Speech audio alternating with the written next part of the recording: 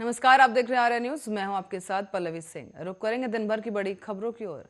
प्रधानमंत्री नरेंद्र मोदी आज उत्तर प्रदेश के शाहजहांपुर में गंगा एक्सप्रेसवे की आधारशिला रखने गए। इस दौरान आधारशिला रखी गई और करीब 594 किलोमीटर लंबा और 6 लेन का ये एक्सप्रेसवे 36,200 करोड़ रुपए से भी ज्यादा लागत से बनाया जाएगा। इस दौरान कार्यक्रम को संबोधित करते हुए प्रधानमंत्री मोदी ने कहा कि इस एक्सप्रेसवे से यूपी के विकास का रास्ता निकाला जाएगा। पीएम ने कहा कि मां गंगा सारे मंगलों की, सारी उन्नति, प्रगति की स्रोत है। मां गंगा सारे सुख देती है और सारी पीड़ा हर लेती है। ऐसे ही गंगा एक्सप्रेसवे भी यूपी की प्रगति के नए द्वार खोलेगा। आज शाहजहांपुर में ऐतिहासिक अवसर है। आज यूपी के सबसे बड़े एक्सप्रेसवे गंगा एक्सप्रेसवे पर काम शुरू हो रहा है। करीब 600 किलोमीटर लंबे इस एक्सप्रेसवे पर लगभग 36,000 करोड़ रुपए खर्च किए जाएंगे। पीएम मोदी ने यह कहा कि यूपी को चलाने के लिए जिस दमखम की जरूरत है, जिस दमदार काम की जरूरत है, वो आज डबल इंजन की सरकार करके दिखा रही है। वो दिन दूर नहीं जब यूपी की पहचान नेक्स्ट जनरेशन इंफ्रास्ट्रक्चर वाले सबसे आधुनिक राज्य के रूप में होगी। यूपी में आज जो आधुनिक इंफ्रास्ट्रक्चर का निर्माण हो रहा है, वो ये दिखाता है कि संसाधनों का सही उपयोग कैसे किया जाता है। पहले जनता के पैसे का क्या इस्तेमाल हुआ, ये आप लोगों ने भली भांति देखा। ये एक्सप्रेसवे में मेरठ के बिजौली गांव के पास से शुरू होकर प्रयागराज के जोधापुर दाड़ू गांव तक जाएगा और ये एक्सप्रेसवे मेरठ, हापुड़, बुलंदशहर के अलावा अमरोहा से होकर गुजरेगा। ये एक्सप्रेसवे संभल, बदायूं, शाहजहांपुर, हरदोई, उन्नाव, बरेली के रास्ते प्रतापगढ़ होते हुए प्रयागराज तक पहुंचेगा। साथ ही इस एक्सप्रेसवे पर पूरी तरह से बन जाने के बाद राज्य के पश्चिमी और पूर्वी क्षेत्रों को जोड़ने वाला उत्तर प्रदेश का ये सबसे लंबा एक्सप्रेसवे बन जाएगा। गंगा एक्सप्रेसवे पर शाहजहांपुर में करीब 3.5 किलोमीटर लंबी हवाई पट्टी का निर्माण भी किया जाएगा। यह हवाई पट्टी वायुसेना के विमानों को आपातकालीन उड़ान भरने और उतरने की सहायता देगी। इसके अलावा एक्सप्रेसवे के साथ साथ एक औद्योगिक गलियारा भी बनवाने का प्रस्ताव है और ये एक्सप्रेसवे करीब 76 से होकर गुजरेगा। ऐसे में भूमि अधिग्रहण का काम तेजी के साथ पूरा किया जा रहा है। प्रशासन का दावा है कि करीब 98% भूमि को अधिग्रहित कर भी लिया गया है।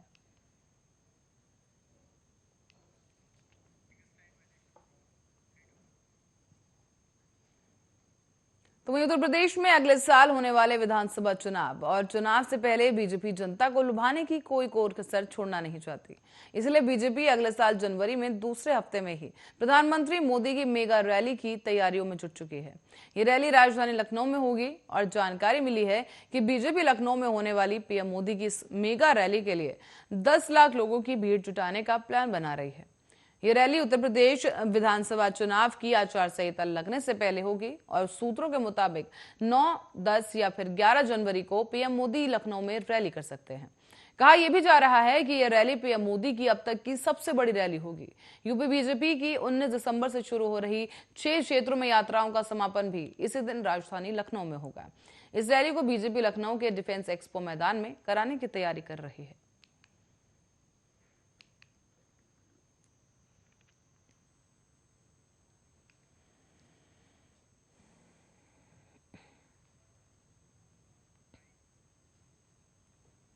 तो वहीं अपनी पार्टी के नेताओं पर आयकर छापों पर समाजवादी पार्टी के अध्यक्ष अखिलेश यादव ने कहा कि जैसे जैसे बीजेपी को हार का डर सताएगा, दिल्ली से बड़े बड़े नेता आएंगे और अभी इनकम टैक्स विभाग आया है, फिर ईडी और सीबीआई भी आएगा। अब इनकम टैक्स विभाग भी उत्तर प्रदेश में चुनाव लड़ने आ गया है। बीजेपी के पास कोई नया रास्ता नहीं है। उन्होंने ये भी कहा कि जो भी सरकार से टकराएगा उस पर और मामले दर्ज होंगे। सपा नेता ने कहा कि पश्चिम बंगाल के चुनाव में केंद्रीय एजेंसियों का मिसयूज किया गया, जनता ने जवाब दिया। और अखिलेश यादव ने छापे की खबर आने के बाद एक प्रेस कॉन्फ्रेंस में कहा कि छापेमारी की कार्रवाई चुनाव को देखते हुए की जा रही है। उन्होंने ये भी पूछा कि इनकम टैक्स रिटर्न निकालने के समय क्यों नहीं देखा गया। सपा प्रमुख ने कहा कि पार्टी और नेता इससे डरने वाले नहीं हैं।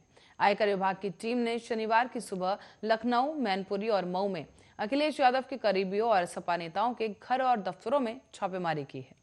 बताते चलें कि मैनपुरी के मनोज यादव, लखनऊ में अखिलेश के पूर्व ओएसडी जैनेन्द्र यादव और मऊ में सपा प्रवक्ता राजीव राय के ठिकाने पर छापे की कार्रवाई की गई। अखिलेश यादव ने कहा है कि ये जनता का चुनाव है, सीबीआई और आयकर विभाग का चुनाव नहीं है।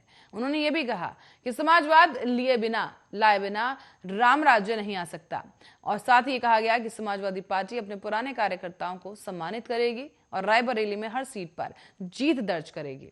तो वहीं इन छापों पर सपा प्रवक्ता राजीव राय ने भी कहा कि ये आईटी विभाग है, मेरी कोई आपराधिक पृष्ठभूमि या काला धन नहीं है।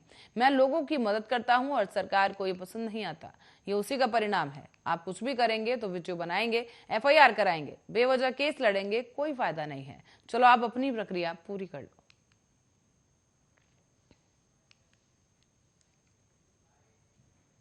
हर बार मैंने ये कहा कि उत्तर प्रदेश में जैसे जैसे भारतीय जनता पार्टी की हार और भारतीय जनता पार्टी को हार सताएगी, दिल्ली से बड़े बड़े नेता आएंगे। कोई नेता भारतीय जनता पार्टी का बड़ा बचेगा नहीं जो उत्तर प्रदेश में ना आए।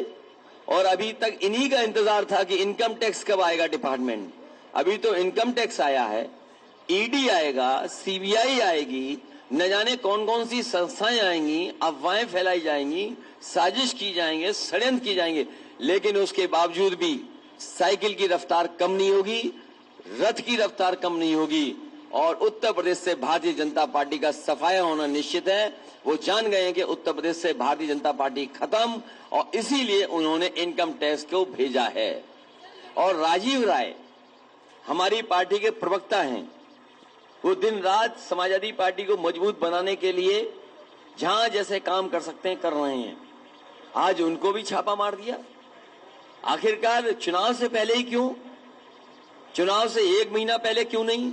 कोई भी मतलब आंदोलन शासन मतलब कोई काम नहीं करना है। इन लोगों को मौका चाहिए। ये वीडियो बनाएंगे, जाके एफआईआर करेंगे। मैं नहीं चाहूंगा मेरे साथ सिंपल इनकम टैक्स का है ये। हमारे पास कोई आपराधिक रिकॉर्ड नहीं है, मेरे पास कोई 2 नंबर का पैसा नहीं है। लोगों को मदद करना भाजपा को खल गया, इसलिए मदद करने का भैया नतीजा मिल रहा है। हाँ वही है। कुछ भी करोगे ना, कुछ भी करोगे तो ये लोग सुनो, रुको यार, रुको आप। कुछ भी करोगे ना तो ये लोग वीडियो रिकॉर्डिंग करेंगे, जाने के बाद थाने से एफआईआर आएगा, फिर केस मुकदमा करोगे। अननेसेसरी उससे कोई फायदा है नहीं। ऐसा नहीं जो बाहर कर रहे हैं उसको करने से भीतर ये बंद कर देंगे, ये तो बंद नहीं होगा। तो प्रोसीजर कंप्लीट करने दो। कुछ ये लोग कहाँ से आए भैया, क्या कह रहे हैं? टैक्स वाले लोग हैं। कहाँ से आए? मौसी की बात से बनारस से लोगों का, नहीं तो सुबह बेडरूम में घुस गए। आपसे तो वहीं एक तरफ जहां समाजवादी पार्टी लोगों को लुभाने का काम कर रही है, दूसरी ही तरफ समाजवादी पार्टी के विजय रथ यात्रा के दौरान समाजवादी पार्टी के कार्यकर्ताओं ने एक आम आदमी को सरेआम पीट डाला। भीड़ ने इस व्यक्ति को इस कदर पीटा कि वो जमीन पर गिर पड़ा और लोगों से न पीटने की अपील करने लगा। लेकिन भीड़ व्यक्ति को मारती चली गई, उसकी एक नहीं सुनी और उसे बुरी तरह पीट दिया गया।